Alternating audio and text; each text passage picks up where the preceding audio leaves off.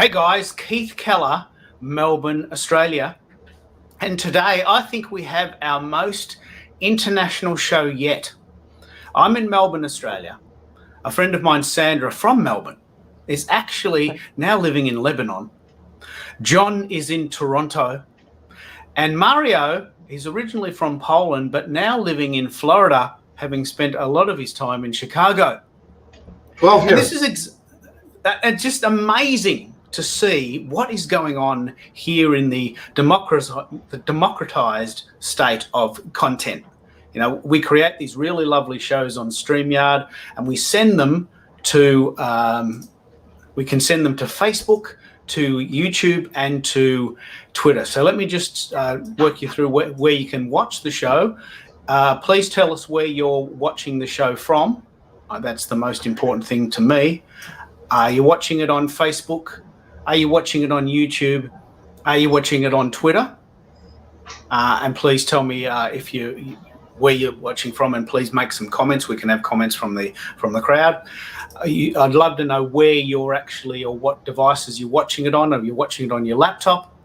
Are you watching it on your phone, PC? And the other thing is, where are you calling in from? That's the other thing I'd really, really love to know. Anyway, it's a bit of fun, and today's show is all about NFTs. What does this phrase actually mean? NFT, non-fungible token. I'm really, really excited. I want to introduce Mario, Sandra, and John throughout the course of the show. I'll let them introduce themselves. And really, I want to start with this first question. What are NFTs? What do they do, and how do we use them? And look, I might start with Sandra, because this was the original inspiration for the show. And ladies first. So, Sandra, tell us a little bit about what you're doing there, and what are NFTs and what do they do? Yeah, sure. I mean, I guess the best way to explain it is that it's one of the most heard of acronym now in I guess you could say 2021 and end of 2020. So NFTs, pretty much, just simply put, is a non-fungible token, and all it is it's a digital asset with a smart contract attached to it. So, any of the guys want to jump in, feel free, to come in on this conversation, but that is the easiest way to explain it. Every NFT is unique, so you cannot have the same NFT. You could have a same digital asset, but the NFT would actually be different because of its hash in the back and the address. The scarcity of NFTs increases their value, and they're not replaceable with similar tokens, so you cannot actually replace an NFT. Yeah, look, that's a really good. Hello, Keith. Yeah, look, I've lost me. I think Keith got cut. I've lost myself. I'm running. This is like driving a racing car. I'm running the show. Yes. I think John is muted. I don't know. I'm here. Just. Oh, okay. I was just. I have an eye for details, and I'm always seeing something. It bothers me, That's something. Well, why don't you jump in, Mario? You're originally from Poland, now living in Florida. What's your relationship with the online world, and what do you think a good definition of NFTs might be? Well, I'm here, actually to learn more what I know. I have broad ideas. So basically, about me. I moved from Poland in 1997 to New York City. I lived there for about 12 years. Then I moved to Chicago. After that, I lived in Chicago another more than 12 years, and now we in Florida. So that's my actually United States story. Most of my adult life I'm living here. What I'm doing, I start like a kind of being online in end of 2016. A little bit earlier, I opened a car service, like a very luxury car service and limousine service. And then in the meantime, I met some people who actually told me about actually when the Uber starts, being like a huge, I would start thinking, to build the application myself, to hire somebody to build me an application, same kind of like Uber. But, after some time I decided that Uber and Lyft took over. So I was thinking, and then I decided to move in because I had some experience with the trucking industry to build application like this, but for tracking industry. And we start building that, but at one moment, my former partners, they couldn't finish the job. They basically didn't have enough knowledge to build perfect application, and I'm a perfectionist, so there was an issue. So basically, I turned the eye tracker into blog about the tracking industry. And then we start, like going onto social media, and in the no time, in a matter of few years, we gather almost right now 250,000 followers and members altogether. Yeah, I'm very, very excited by the eye tracker idea, and I'd really like to bring that back to the idea of what that relates to with NFTs. Today's topic is, what is an NFT? What topic is, what do you think that is, Mario? For you, what is an NFT, and what is the what's the opportunity for NFTs, and how do they apply to the average person in the street? Okay, so yeah, that's what I want to actually talk about, because I have a broad idea about it. My stepson, he about 6-7 months ago, he actually told me, listen, Mario, there is a good money in NFTs. And I was like, what's the NFTs? So he basically explained me, what is this? He showed me OpenSea. He showed me there's another website, Nifty Gateway, I believe. And he told me he's making a lot of money, just, flipping NFTs, buying and selling. And I'm actually, in last maybe 5-6 years myself, I'm flipping domains. Buying and selling domains. It's kind of my passion. I love to do it, and I really like to come up with the names and everything. So what caught my attention, it's also, that you can make the domain as an NFT.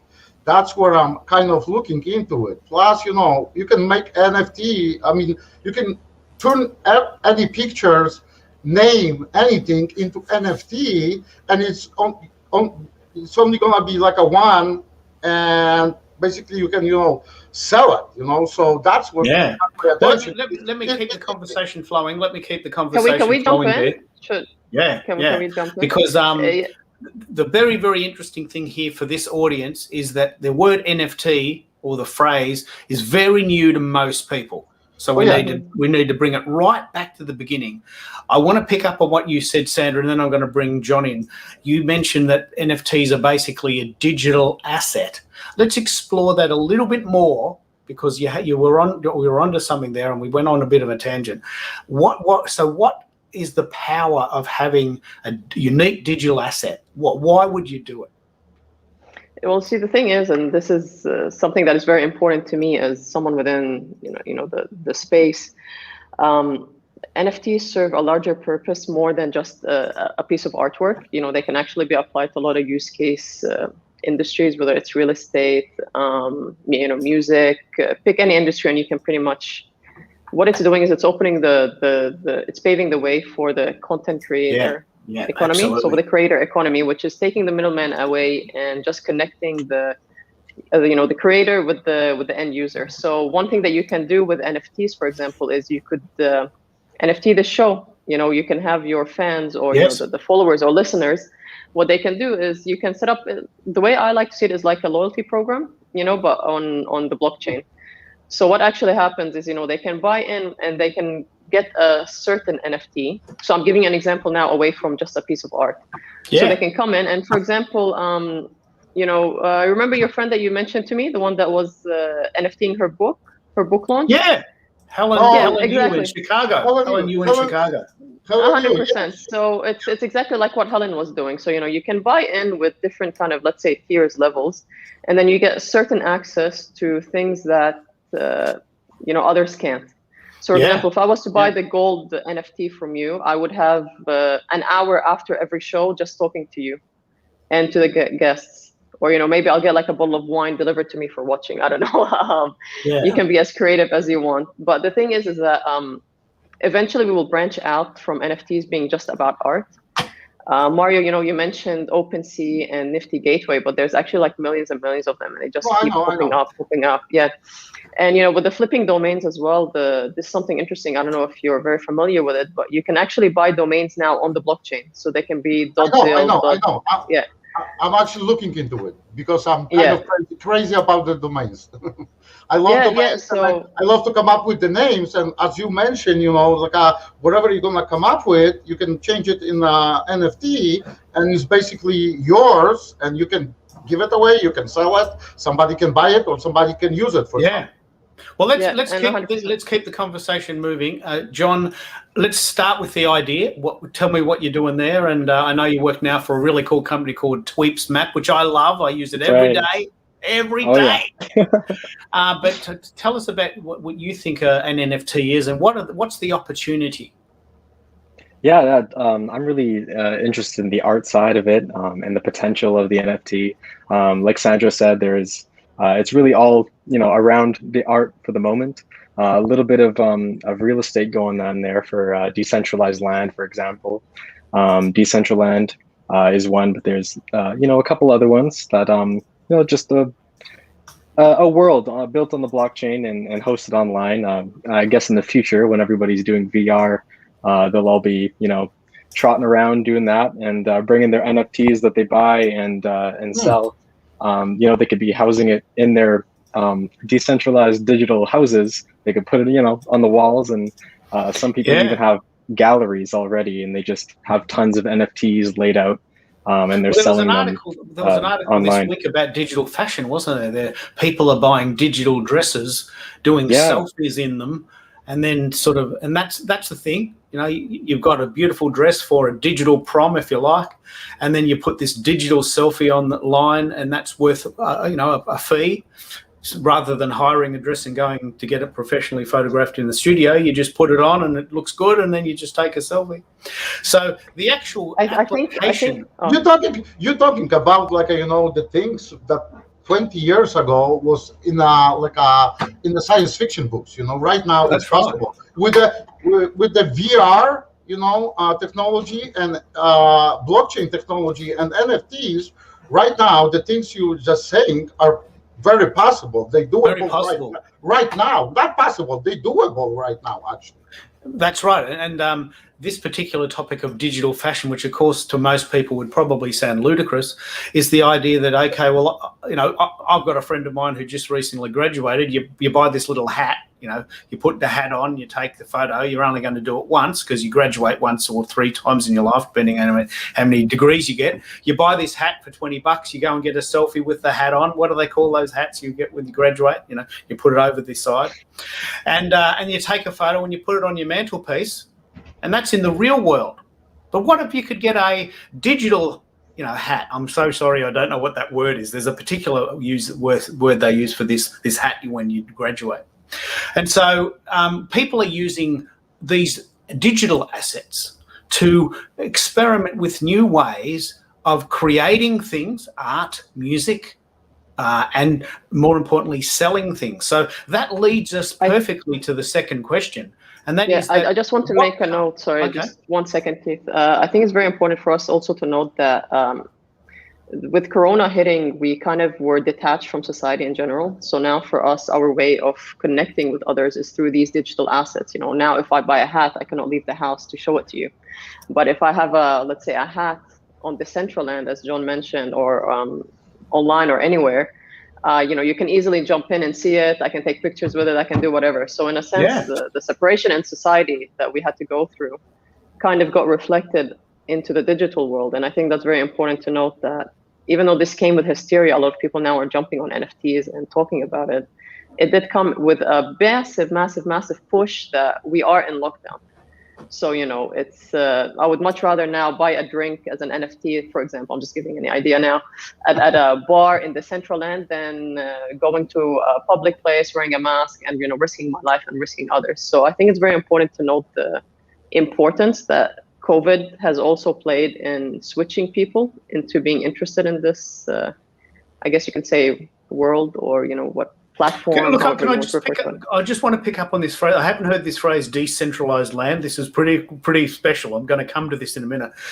Are you saying that you could buy a drink in a virtual piece of real estate with crypto and have a drink and share it with your buddy, rather than having to go into the city and wear a mask and risk getting the virus? Is that what you're saying? You can actually network online now?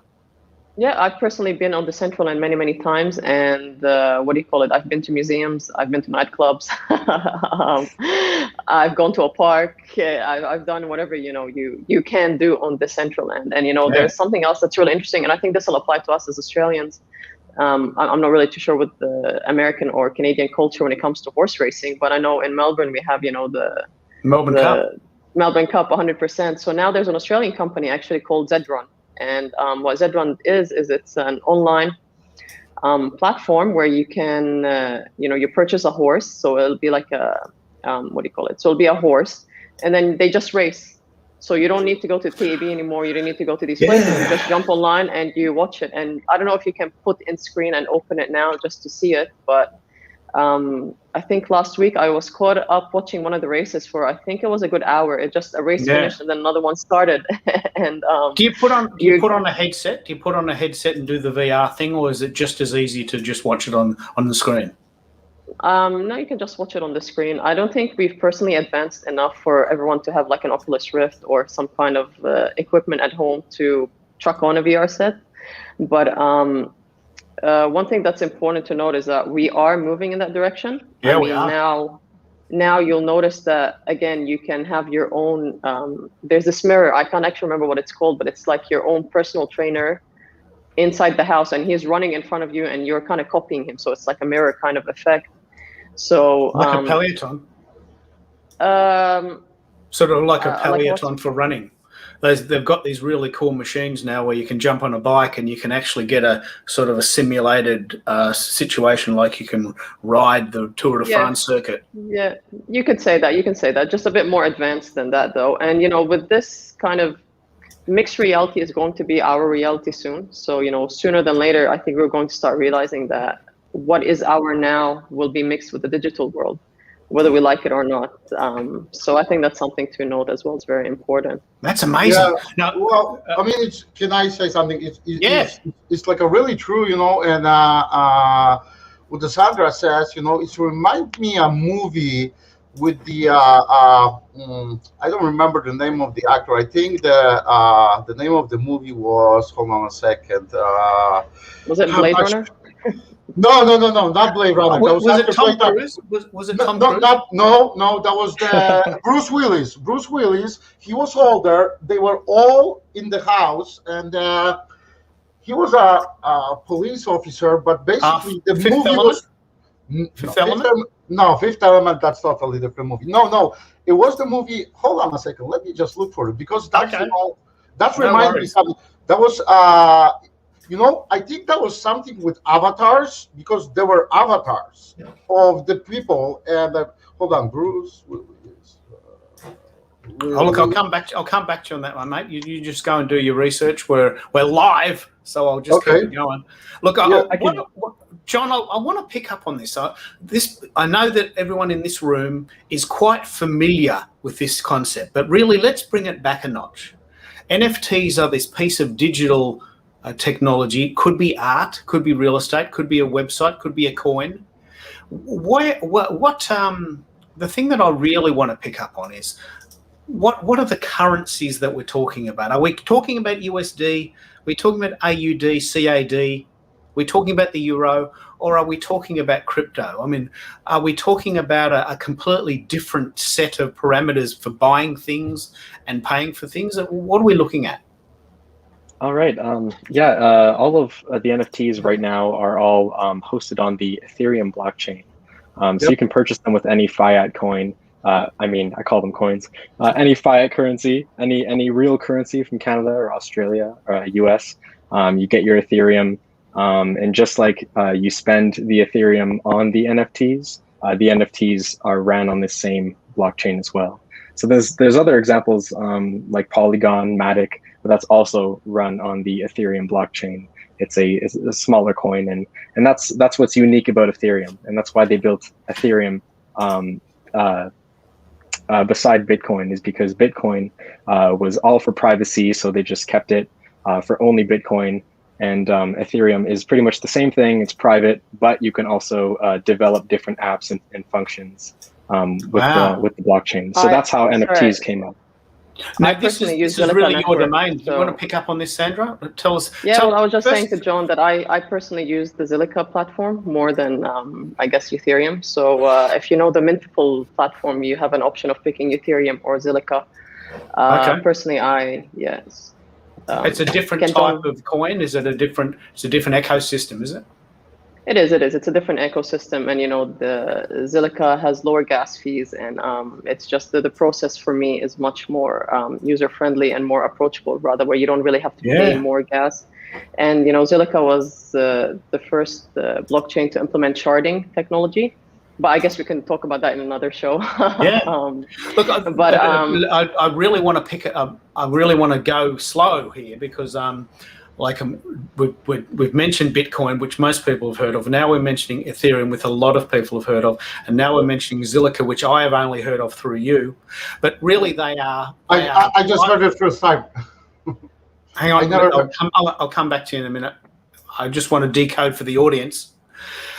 These types of coins or these types of ecosystems are types of cryptocurrency in a world where you can't currently, correct me if I'm wrong, but you can't currently directly buy NFTs with real money. Like I can't give you AUD and buy an NFT. I just made that up. AUD to NFT. You have to buy a cryptocurrency in order to then buy an NFT. Is that correct? Yeah. Yeah. I mean, Yep. Sorry, go on, John. Go ahead. Oh, me. Yeah, I like what you said about Zilliqa. I was going to add that I saw on OpenSea you can also use Clayton, which I believe, I might be wrong, is like an Asian one, but I can't find them on Coinbase or whatnot. That's okay. What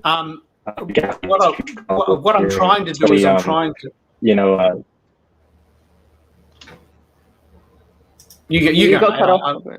I'm trying to bring it back to some sense of. I'm trying to get my head around the idea that we're buying this idea with money in a secondary market. So, coming back to this question, what currencies work with NFTs? So you're saying that NFTs currently work in the Ethereum marketplace and also Zilliqa. Is there any others? I guess it really all matters what the platforms, like the marketplaces, for example, OpenSea or the other various that Sandra said. So they get to choose which ones that they'll allow you to purchase with. So for now, the main one is Ethereum.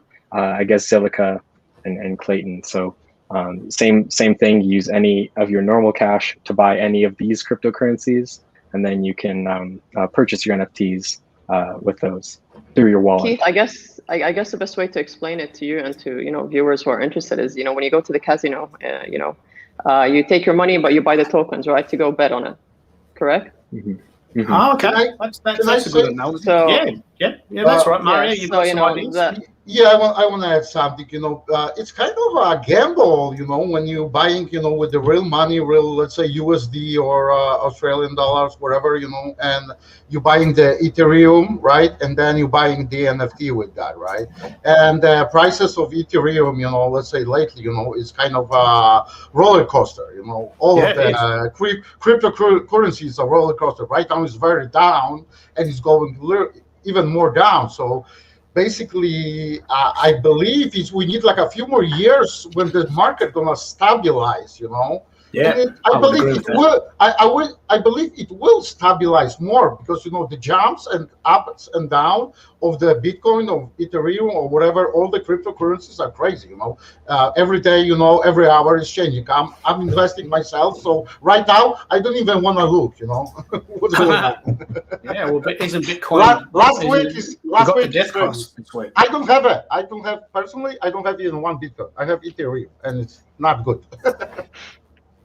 Invest in Zilliqa. You'll be happy. Yeah. I never heard. I just heard it from you. I just heard about it. I was thinking. The staking rewards are very good too. This is why I want to have this conversation for people that have heard of Bitcoin, and Bitcoin is a cryptocurrency. We now know that it's only one of many cryptocurrencies, possibly up to 100, maybe 1,000 different ones. And in the NFT ecosystem, we know that you can use Ethereum, we know that you can use Zilliqa, and now we're going to try to Clayton. But the other thing I really want to bring it back to is, what can you buy with these cryptocurrencies that the average person in the real world would understand? The idea that you can go to a bar and buy a drink and hang out with your people and not have to go into the city, that inspires me a great deal, because I love going to online concerts and I hate going into the city. So, Sandra, tell me about what you can buy with cryptocurrency that most people in the world could relate to. Yeah, well, as I was saying before, the hype around it is still growing. You can buy pizza, you can buy beer, you can buy anything. It really depends on the use case and the end user. If I was to have, for example, a supermarket, I can say I now accept cryptocurrency, and people can come in and pay with it. So it really, there's not one example I can give, but there are many use cases that can be applied. We've seen people have bought land. Yesterday, Sotheby's, I'm not sure if it was yesterday or the day before, they announced that you can buy now, I think it was like a 100.1 carat diamond, which is like the biggest diamond in the world. Oh, that's right, 15 million. I saw that. Just found it. So you can bid on that. Yeah, exactly. So you can bid on that now with currency. At the end of the day, crypto and the blockchain is allowing people who didn't really have access to bank accounts, or they had the big exchange rates that were an issue for them, kind of it gave them access to just this whole new world where I don't know if any of you have. Yes, I want to say something. Actually, I think you cannot buy, open a wallet, crypto wallet, any crypto wallet without having some kind of account. It can be like a debit card, but you have to have some kind of account, because you have to connect it to the crypto wallet. That's right, of course. In case to buy the cryptocurrency. You cannot buy it with the cash. I never heard about the machine you can go and put the cash in it and buy, cryptocurrency, but maybe it's going to happen soon. There is Nano. There's a coin called Nano, and with Nano, what it is, I think, John, were you going to talk about that? No, I think you got it here, yeah. No, go ahead. I feel like I'm talking too much anyways, and I was the one that came in here saying I'm sick, so I'll just... I was just going to say that I heard in the news that they had those machines coming up. It's very recent. But that's all I know. So take it away, Sandra, if you have more on that. Oh, okay. Well, I was just going to say, with nanotechnology as well, what it allows is that you can download Nano right now, and people can drop pins and points, and you can actually collect free Nano, and people can send it to you. So you don't actually need a bank account unless you want to. Sorry? Wow. Nano. Yeah. Never heard of it. Yeah, I guess we can do like an interesting exercise if you guys want. You can download the app right now. It's called vNano, and you can just open the map and see what's around you, and you can collect free coins. And you can use them. Let me pick up on this. This is really, really important. This is remember, we're not talking to ourselves. We're talking to an audience, and my audience knows nothing about NFTs, nothing, including me. So, well, not nothing, but one of the things that we know for sure in the era prior to this year is that NFTs are extremely bad for the environment. To make one NFT is the equivalent of driving 500 miles in a petrol-driven car. One NFT. So there's a big movement for eco-friendly NFTs, and nano.org is this amazing cryptocurrency ecosystem that is really eco-friendly focused. So in addition to what we've all said here about the idea that Nano has other benefits, it's also really going to market with a eco-friendly ethos. Now that's really important to me, because I read some recent articles that one transaction of Bitcoin is the equivalent of watching YouTube on your computer continuously for 52 years. Oh. 51,000 hours. Actually, I think it's 6 years. 6 years, 52,000 hours. That's one Bitcoin transaction. You buy something, you sell it, that's two transactions. You've just watched YouTube for 10 years in your house, stuck to your computer. So the green movement is screaming that this has to change. So look, they're right. I personally, I think when it comes to crypto, every kind of every cryptocurrency has its use. So for example, I might cop a lot of feedback on this from people, but I personally would not buy anything with Bitcoin. Not now, anyways. I would use, Nano. I would use Zilliqa. I would use, other coins that are probably more, made for day-to-day transactions. But then again, I see John shaking his head, so I guess that's one person who agrees with me. But for me, Bitcoin, everything that's happening within the market and just the entire space of it, I would not be using it to buy day-to-day kind of products. But that's just my opinion. Again, it's not forced on anyone. Or is it too unstable? No, it's not unstable, but it's Bitcoin is a great asset to hold for me anyway. So I see more value in holding it rather than spending it. For me, I would much rather spend other cryptocurrencies that are out on the market. And I say this very strongly: with every crypto that you invest in, make sure you do your research, because at the end of the day, you are supporting a project behind it. And some of them can be rug pulls. You can invest your money in, and then the money is just gone. So it does come down to a lot of your own research. You have to trust the team, trust what the platform is doing, what the coin is. And I guess that kind of opens the door as well to, for me, I only mainly follow 3 projects that I'm a big fan of, that I like what they're doing and how they are changing the blockchain and how they're impacting it.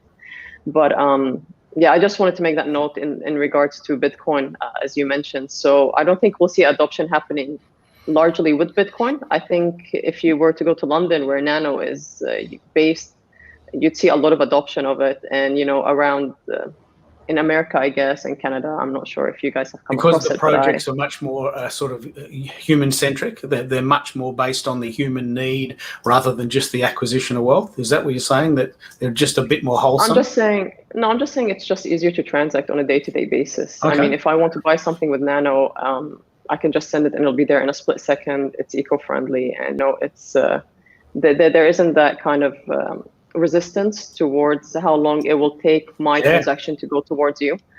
And I think that's just important to note. But then again, I am going to say that this is my point of view, because I know there are a lot of Bitcoin fans out there who let me pick up what you're saying that here. way. Let me pick up on what you're saying here. I'm going to bring it back to a real world example. So Western Union, really cool company. Everyone's heard of them. I can send you money. I'm in Melbourne, you're in Lebanon, but you're from Melbourne. We might have met at a bar, or we might be friends from school, and I'm sending you some money. I send you $100 via Western Union. By the time we get that and transact it into either Lebanese lira or euro, we've lost money. Yeah. And then you have to pay for it. They have to pay for it. Whereas here we have this ecosystem where we can transfer funds, buy stuff. And I want to bring the others two in on this question. What can you buy with the crypto that you make from your NFT purchases? So, John, what do you think the big sort of transactional process is with NFTs and crypto? Can you buy real stuff? Have you bought real stuff? I have not bought real stuff. I'm in Sandra's bandwagon right now, where you're just holding the big ones. And if you do want to do some transactions, you should do with the smaller ones. But right now, like Mario said, you have to really wait until it's all established, until it's kind of stable, because it is really volatile at the moment, and it is a huge holding.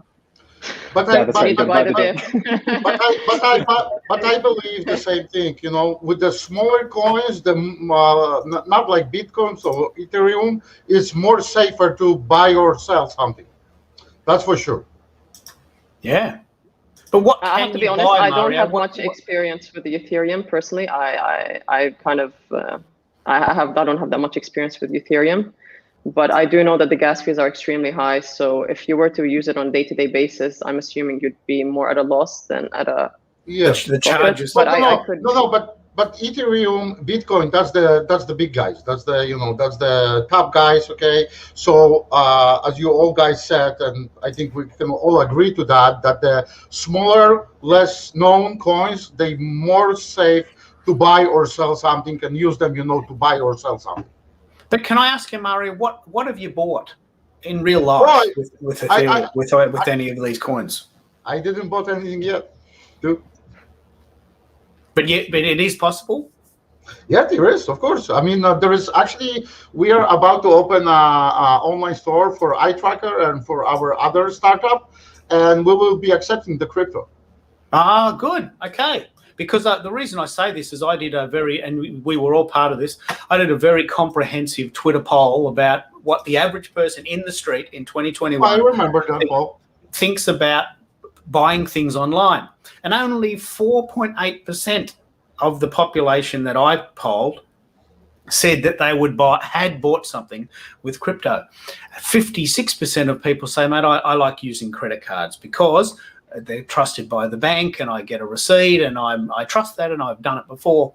So I'm really what's called an early majority. I wait until things have settled and they're in the mainstream before I involve myself. I'm just hearing about NFTs now. They were invented in 2012. Like anything, they take a long time to build up. So this is really quite fascinating. And the following question I've got here is, where to from here? Where is this going? Where do you think this might take us? Starting with Sandra, because I know you've got such a passionate love of this idea. Where do you think we might take this idea? Well, I guess I mentioned it in the beginning when I started talking about it, and there are no limits. You can apply to real estate, you can apply to music, you can apply to fashion, you can apply to everything. It just really comes down to establishing the second phase, which is the creator economy, and working on this space, and taking it further really comes with a vision that people have, and the vision is to engage and connect creators with their fans in a more and I'm going to use this word again, engaging way, and giving them access to things that they normally wouldn't be able to get access to. So when you ask me what is the future, I can tell you that it's beautiful. It's going to be amazing, and there's going to be a lot of creativity, because not only does this push the creator to be more creative, to gain more market share, I guess, with followers, but it also pushes the follower or the fan or engager, whatever, the content receiver, into a more committed and to a more personalized experience. So if I am buying, let's say, into an NFT, into your show, then I clearly like you, I clearly want to invest. And we also need to remember one thing: the NFTs allow for artists to make a return on royalties that prior to this wasn't really allowed. Not allowed, but it was very limited. I think I saw a very funny, well, it wasn't funny at all. I saw an article about TLC and their song "Don't Go Chasing Waterfalls" or something like that, and they only made 0.50 cents on in terms of royalties. Now, I don't think anyone doesn't know that song in the entire world. As soon as you start playing it, everyone will know it. But if you actually think about it, they didn't make that much in return to what they could have, because their record label took money, their agent took money, so on and so forth. However, it's split. So this is opening doors to one, more access to more funding to promote your career and your talent. And it's much fairer for creatives, isn't it? It's much fairer for creatives, isn't it? 100%. And one thing I really want to make note of as well is that we are kind of forgetting that, sure, there are Picasso and there are, Van Goghs and all that, but there are also a lot of really good digital artists, and, printing their artwork kind of loses the essence of it. But now they can just sell it online, and, they are also allowed to make a profit from their art. So we are opening this new kind of approach to a new form of talent, which is a digital artist who is able to make a living from what they do. That's brilliant. Now, let me just do a bit of a pattern interrupt. We're about halfway through. I want to just let people know that we do have a Facebook group. And if you want to join the Facebook group and take part, you can certainly make some comments right now today. That is the QR code there. We're actually doing this show via StreamYard. The other thing is I'd like to get you to do some comments. So let us know where you're calling in from and what platform you're using, and feel free to actually make some comments there if you want to. So, John, what do you think moving forward? Where to from here? Is it an exciting, brave new world where artists will get paid fairly and equitably where they might not have been in the past? I totally agree that this is a great opportunity for artists of all kind. But like Sandra said, the fees are astronomical. If you're purchasing with Ethereum, you have the high gas fees. But what people are usually complaining about are the buying and the selling fees, and there's also conversion fees. So just as a quick example, some people they'll make like they'll spend $30 on an NFT, but then they'll end up paying like $200 with all these extra fees. So it is an opportunity for these artists, but also it's kind of hard when you do kind of have these like middlemen that come in, and no, it's not really middlemen, but it's the marketplace, it's the fees attached to it. So I guess what that really means, to put it down into practical terms here, is that if you have a following already, or if you're famous, or like you made that song, or Snoop Dogg had an original song minted as an NFT, the following that you already have is going to kind of justify that worth of the NFT. So if I start painting right now, not many people know me, so I don't think they're going to be ready to spend more than $200 to actually give me some sort of a profit. Can I ask the question there, John? You mentioned the word gas fees. Is that just a fancy word for the fees that they charge? Is it? I haven't heard that phrase. Is that a transactional fee? Do you want to just? No. Yeah, for sure. Gas fees are I guess when you make the NFT, all the computing power it takes. Right now we run on big oil. So it's gas fees that are going to be running everyone's computers to confirm. So it's the cost of making the purchases. It's the cost of the electricity. That's right. The electricity it takes to confirm each block in the chain to make sure that they know that you own one NFT of any kind. So if, like, for example, the cryptocurrency is totally green, then at that point there will be no gas fees. Well, maybe there'll be another fee, but certainly not that expensive.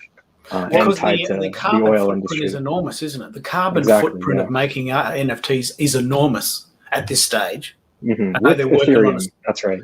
they're working on a solar way of mining. But Mario, what do you think? What do you think the future holds for NFTs and the sort of creative marketplace? Are you making NFTs yourself, or are you just sort of buying and selling them?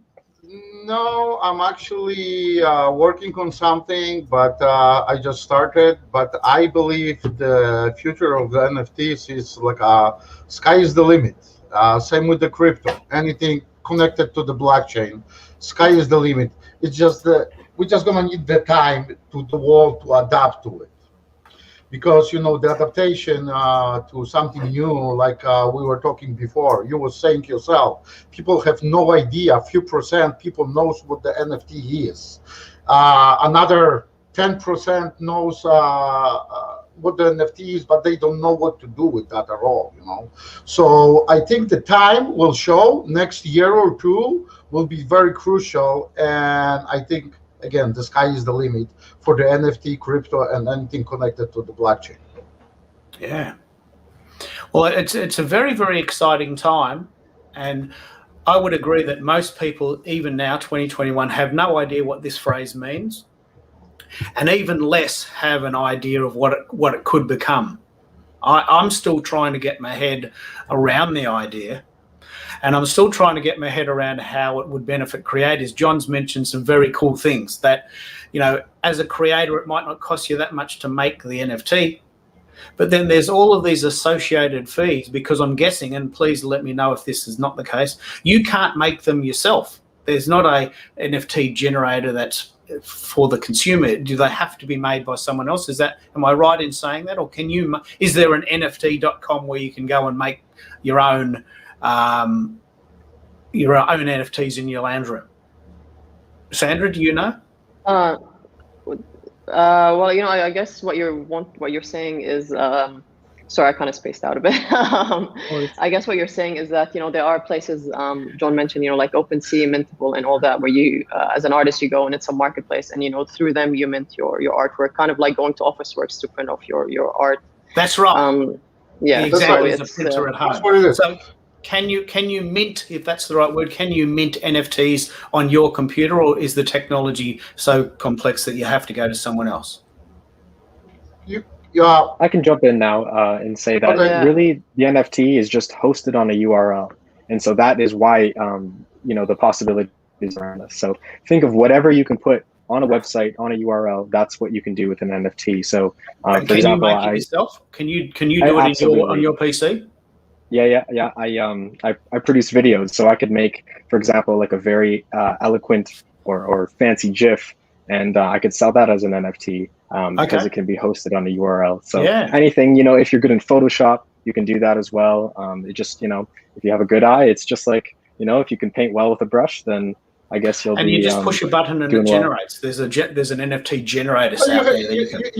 you have to have an account, let's say with the OpenSea, and then basically you can paint something, you can scan it, you can turn it digital, basically, and have an account Yeah. with the OpenSea and turn it into NFT. That's the way to do it, Yeah. right? Okay. Right, Yeah, it's John? just Is that the way to do it, basically, John? Yeah, through the platform for sure.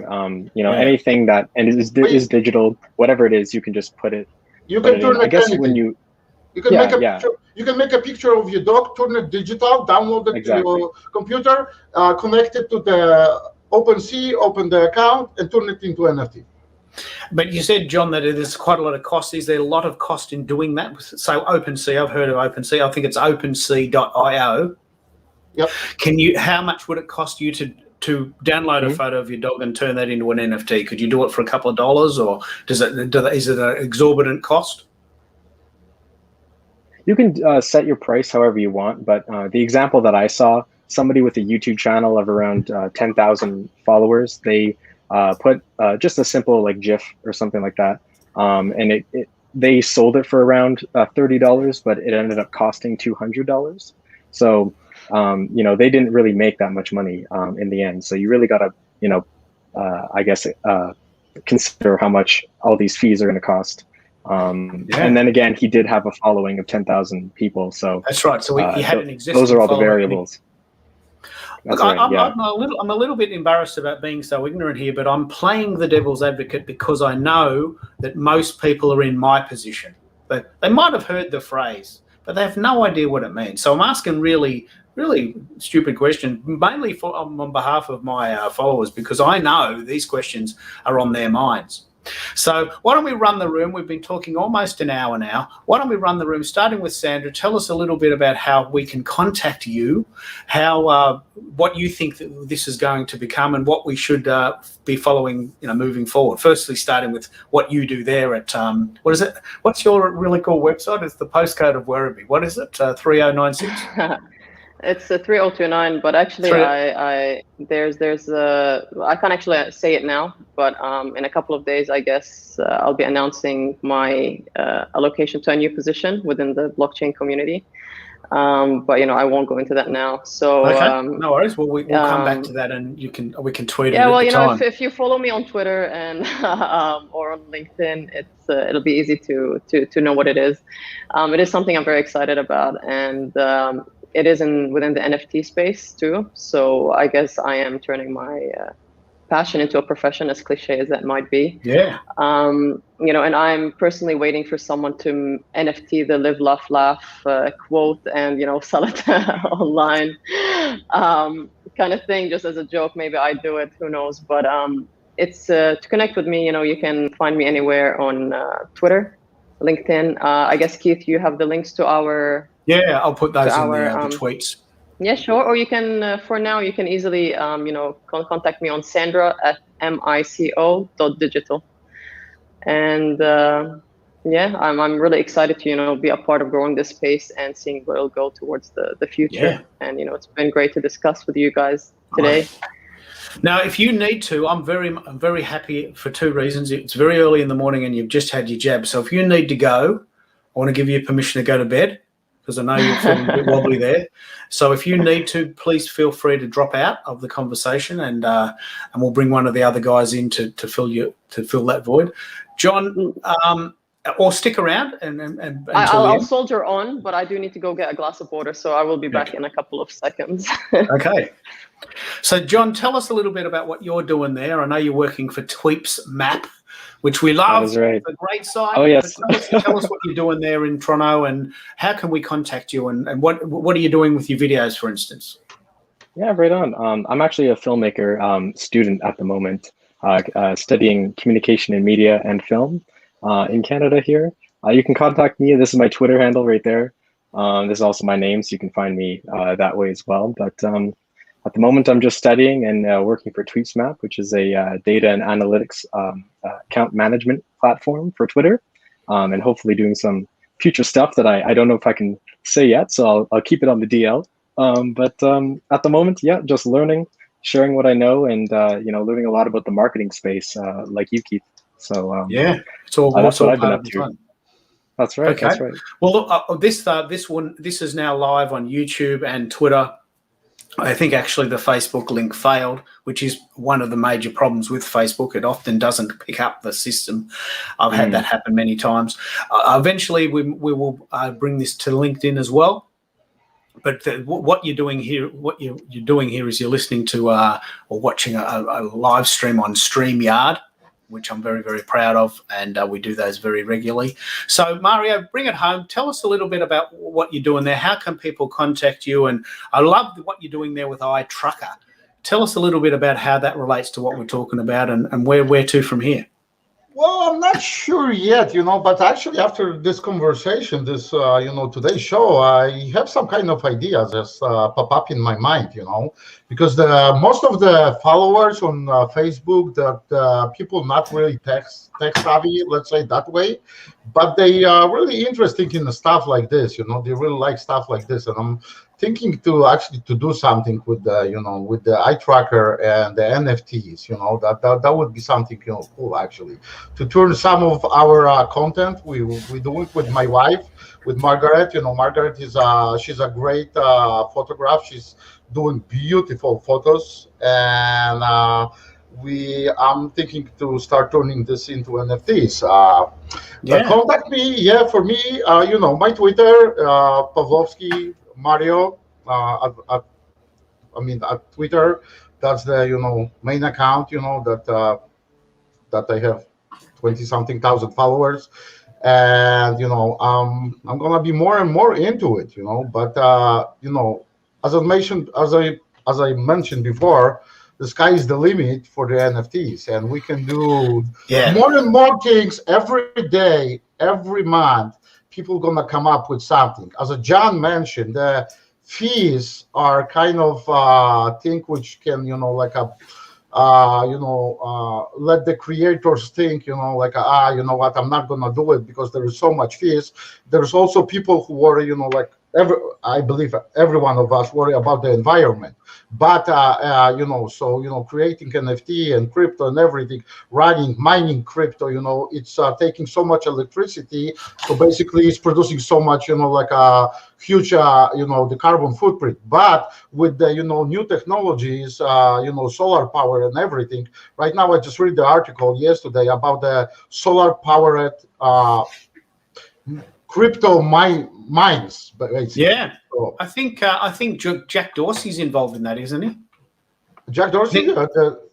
I think Jack Dorsey from Twitter and Square, he actually has invested millions of dollars in solar-powered Bitcoin mining. One more guy. I'm not sure if the Bezos didn't, but I'm not sure. One interesting thing to do, I guess, if you want to see the difference in gas fees, is if you go to Mintable and you have an option between using Ethereum or Zilliqa. I guess a good way for you to see the difference would be to try, and you don't have to go through with it, but mint something through Zilliqa, see what the gas fees are, and then test it out on Ethereum as well. And just so you can kind of get a sense of how important it is to pick how you want to go ahead with your minting of NFTs. Does it show you how much electricity it'll cost, or do you just have to check your bill? No, well, at the end, before when it comes to pay, it will break it down to you. So we'll say, this costs this much, and you have fees for that. Okay, so that is just so brilliant. The idea of each individual platform telling you the carbon footprint, if you like. So to mint this on NFT would be the equivalent of driving, say, 20 Ks in the car, just using a clear example from most people. And to mine something on Ethereum might cost 500 kilometers in the car. Okay, so more gas fees. And I mean, look, I'll send through something interesting that we can have a look at now. I just sent it through here on the side on the private chat. Yeah. So if you guys want to open it. So, here you have a transaction fee calculator through the Zilliqa network. And, if you click on non-fungible token deployment, you will see that gas consumed, and there's the number. and then there's gas price and how much that would cost as a Zilliqa fee. All right, I'll put that in. I'll put this in. Yeah. So that is that the correct URL? Yeah. Yeah. So it looks fine to me. So this is exactly what I'm talking about. In the future, moving forward, we're now going to sort of start to see a change in the way we view things. How much does it cost me to make it? How much carbon have we created in using it? If we've got a solar-powered Bitcoin mining operation, it's not damaging the environment, so that's not a bad idea. And eventually, this is the type of marketplace we're going to have. At this stage, we did a Twitter poll. Only 5%, 4.8% of people concede that crypto is a viable idea for buying things and transacting. But that will change. For now. Yeah, For that now, will change. For now. It will change. The same with the fees. I believe that the fees will go down in time when the mining crypto is going to be more environment friendly. I believe it should go down. The fees that the creator is gonna see when they wanna sell the artwork. And Yeah. Well, we're in a very, very exciting time. If you want to put your details in the chat room, I can certainly put those on the screen for people who are watching the replay. The advantage of this system here, which we call StreamYard, is that first of all it goes live to several places. Unfortunately, we haven't had many comments today to bring into the fold, but we will also have lots and lots of replays on Twitter and on YouTube and on Facebook. So if you want to, while I'm chatting, do you want to put in your details into the chat room and I'll fold those in? You can do it in the private chat and I'll fold them over. So, for instance, Sandra, you mentioned your Twitter handle. What is your Twitter handle? Because I'm guessing it's not Sandra H. No, it's Sandra_Tlibe, Tlibe, which is the logo is big enough. Yeah. And Mario is iTrucker and John. No. It's not iTrucker. My Twitter handle is Pavlovsky Mario. I just said it. There it is. Okay, so I'll do that. Okay, so Tweetsmap. Actually, I was looking at this before we even set up this show today. Yeah, right on. We got so many things to offer. I know. I was looking at you guys. I didn't know proprietary algorithms. Yeah, you can't get better than that. Yeah, it's cool. It's actually cool thing. Let me pick up on what you've just said there, Mario, and I'll put in Tweepsmap into the fold as well, just so I want to show you what's going on there.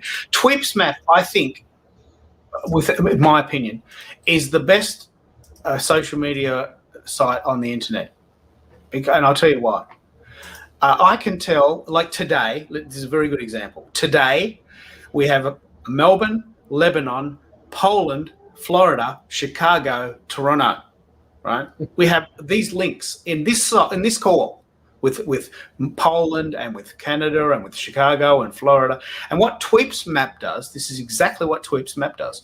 It tells you, okay, of the followers that you have that you regularly interact with, where are they hanging out?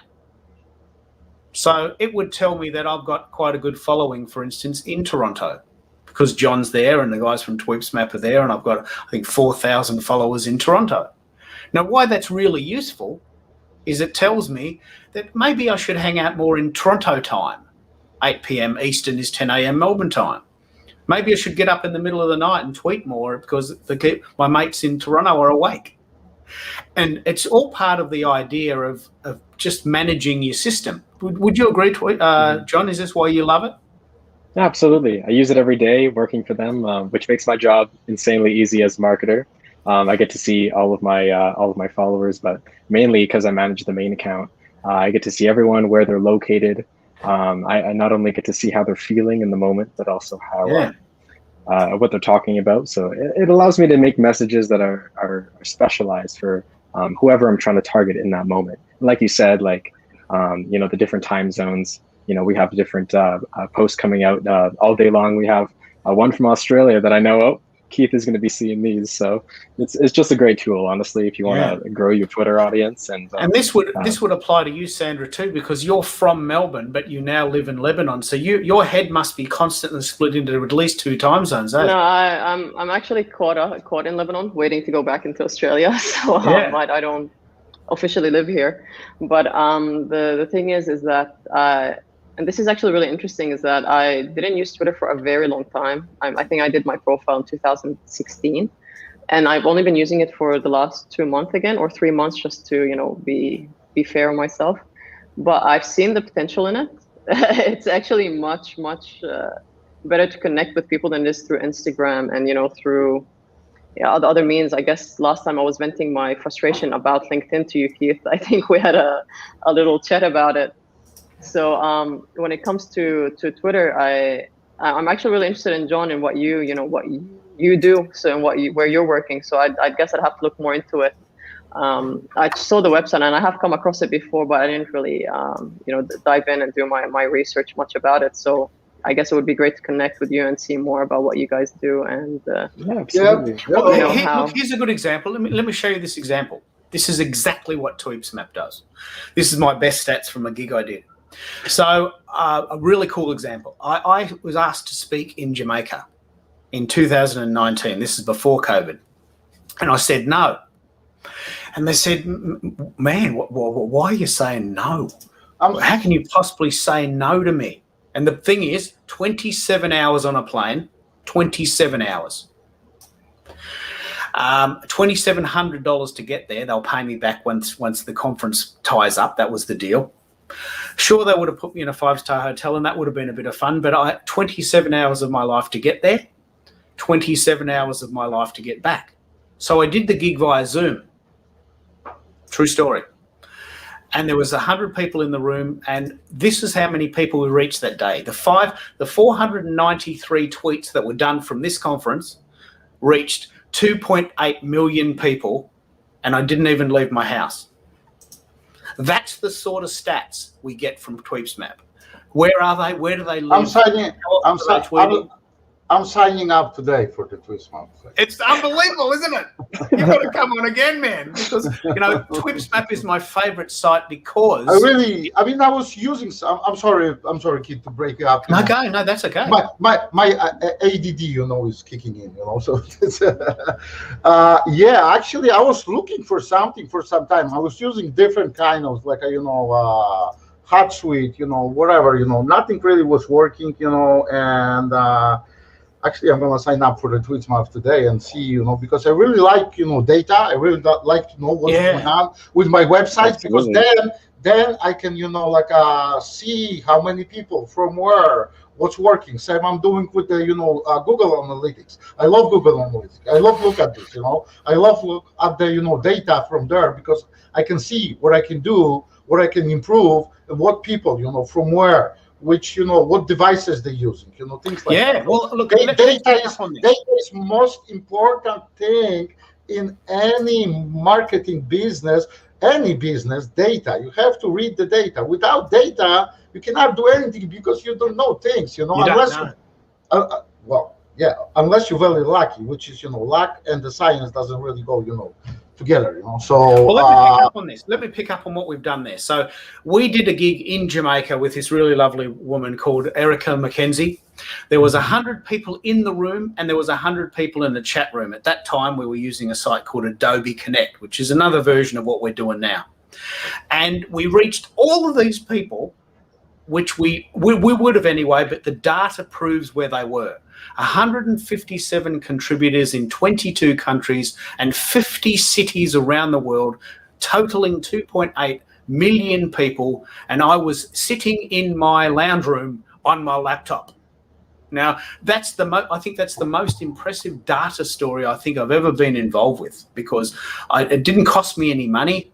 I didn't have to leave the country. I didn't have to fly anywhere. It was very time efficient. The result was there. I got paid for the gig. They got massive PR, and everyone wins. And this is exactly why I love Tweepsmap, mate. Have I summed it up for you? Oh man, you're the best at this. Really, you should probably take my job, honestly. No, but this is great. This is great. Like this data. I want to say something. For a second. My wife about last year. I don't know. That was August or September. I'm not sure. That was my wife, Margaret Checking. She tweeted actually about the Elon Musk Neuralink. Okay, that's in matter of like let's say week. The Elon Musk will show actually the live, there's going to be live show showing the the animals, with the Neuralink, in the brain. My wife tweeted, and actually Elon Musk retweeted my wife tweet. That's right. This is the thing I'm talking about. And that was about, I don't know, she had 5,000 retweets or 5,000 likes, and then we checked the data. That was like in a matter of 24 hours, she had 2 million views of the 15 seconds video. Yeah. And then Twitter is totally different than Facebook. Let's say on Facebook, we have a huge following. Some of the videos, we have like views, like a 30 seconds video. We made it on the highway on beautiful track, nice track. 30-second video. We reach about, I don't know, 10 million people who's watching the video. So Facebook and Twitter is totally different, So I can tell you the way, if you have 1 million views on Facebook, on Twitter, you would have about 100,000. It's 10 times less. So more you have on Facebook, it's on Twitter. Twitter is more difficult to get, not difficult, but Facebook is much easier, much easier, but the audience is different. Yeah. The audience in Twitter is the audience which we, the businesses we are in, are looking for. Let me pick up. Let me get Sandra in on this. This is really interesting. You said yourself, and let's pick up on this. Let's drill down if you're still awake. And I really want to give you permission to go to bed if you need to. But you said that you noticed that Twitter for you notice that Twitter for you is really, it's a different type of interaction. It's a different type of story. Tell me a little bit about how it differs. Everyone's heard of Facebook and everyone's had some form of success with it or not, but you're now starting to turn on to Twitter. Tell me about that sort of shift. Yeah, well, the thing is, kind of with my background, I knew a lot about all the programs, all the platforms strategically. So, I know what content goes on which platform and what each platform is used for. But my own personal experience is that I guess back then I was more into seeing visually. So that's why I was mainly on Instagram and, doing a lot on Instagram. But then I kind of, I wanted to talk more. So I wanted to share my ideas, not through an image, just like random thoughts and just kind of like my experience. And I reopened my Twitter account and I realized that I was connecting with more like-minded people and my actual knowledge was kind of being expanded because, people would comment, I'd get feedback or, even if it was, a comment that was going against what I was saying, kind of like opening an argument or a debate, it was still good because, it allowed the space to on the spot kind of engage in a conversation. And the connection also not only with brands, but with other people is more, so the barrier is easier in a sense. I guess on Instagram, you tag them, then you wait for them to retweet you or not retweet you, sorry, reshare and, do what they do on Instagram or even on LinkedIn. But with Twitter, it's kind of, if I want to look up NFT, I just drop in the hashtag and there it is. I can see this person. Oh, I like what he's talking about. I check their page. I follow them. I connect. It's very immediate, isn't it? It's very immediate. 100%. And, one thing I really like about it too is that the communities are different. So the way of thinking for Twitter users is mainly different to the kind of essence and the vision that people who use Instagram want to show. I wouldn't put a picture of the beautiful sunset that I took on Twitter, but I would put it on Instagram. So I guess that's a very kind of distinguisher for me in regards to where I want my content to be. And I've realized that Twitter is the place that I would like to, mainly invest more time in rather than. Well, that's why I love it. And that's why John loves it too. It's really quite a magical place. I love it too. At first I thought it was difficult. I remember back then I stopped using Twitter because I didn't understand what Twitter was. I understood it in terms of strategy, applying it to brands and the companies that I worked with. But for me personally, I was like, okay, so what do I do here? Okay, I understand I need to use hashtags, but how do they work kind of thing. But it's Yeah, no, I got the hang of it now, and I think I'm doing a good job. I hope so. Yeah.